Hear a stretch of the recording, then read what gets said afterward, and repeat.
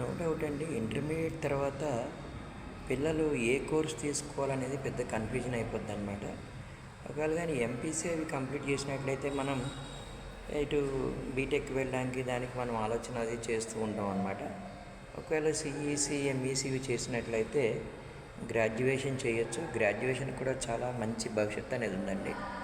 చాలామంది విద్యార్థులు నేను చూస్తున్నాను, డిగ్రీ అయిపోయిన తర్వాత ఏదో ఒక ఉపాధి వాళ్ళు పొందుతూనే ఉన్నారనమాట. ఖాళీగా ఉండే వాళ్ళ సంఖ్య తక్కువనే ఉంది, నిజంగా చెప్తున్నాను. ఎందుకంటే మరీ ఎక్కువ ఎక్స్పెక్టేషన్ ఉన్నటువంటి శాలరీస్ కాకుండా నార్మల్ శాలరీస్ కూడా మనం పనిచేయడం అనేది మనం చూస్తుంటాం అనమాట. అంటే ఉంటాయి కదండి, మామూలుగా ఇస్తారు, ఫ్రెషర్స్కి ఇచ్చే శాలరీస్ ఉంటాయి కదా.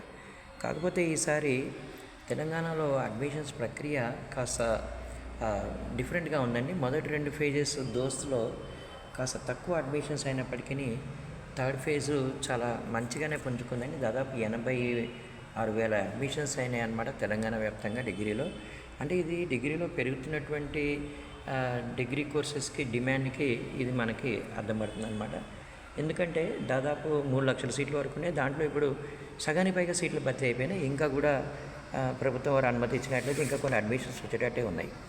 అయితే బీకామ్ తీసుకోవాలా, బీబీఏ తీసుకోవాలా, ఈ మీమాంస వద్దండి. ఇది మీ ఇంట్రెస్ట్కి సంబంధించింది అనమాట. రెండు కూడా ఉత్తమమైనటువంటి కోర్సెసే. ఇప్పుడు బీబీఏ ఫైనాన్స్ అనేది ఉందండి. బీబీఏ ఫైనాన్స్కి బ్రైట్ ఫ్యూచర్ ఉంది.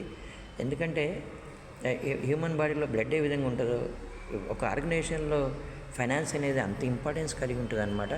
ఫైనాన్స్ లేని ఏ ఆర్గనైజేషన్ కూడా ఫంక్షన్ చేయలేదు కదా. అంటే ఈ ఫైనాన్స్కి సంబంధించినటువంటి కొన్ని పేపర్స్ ఉంటాయి. ఇన్సూరెన్స్ కావచ్చు, బ్యాంకింగ్ కావచ్చు, ఫైనాన్షియల్ మార్కెట్స్ కావచ్చు, ఇవన్నీ కూడా మనం బీబీఏ ఫైనాన్స్లో చదువుతాం అనమాట. చూసుకోండి, అదొకటి.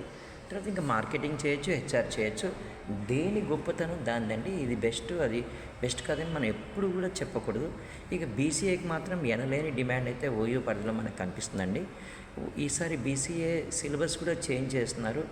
ఇండియన్ కాన్స్టిట్యూషన్కి సంబంధించినటువంటి అంశాలను కూడా చేరుస్తున్నారని తెలిసి చాలా చాలా ఆనందం వేసిందండి. ఎందుకంటే ఇండియన్ కాన్స్టిట్యూషన్ గురించి, ఇండియన్ ఉన్నటువంటి చట్టాల గురించి విద్యార్థి దశలోనే తెలియచేయడం అనేది చాలా చాలా ఆహ్వానించదగినటువంటి పరిణామం అన్నమాట.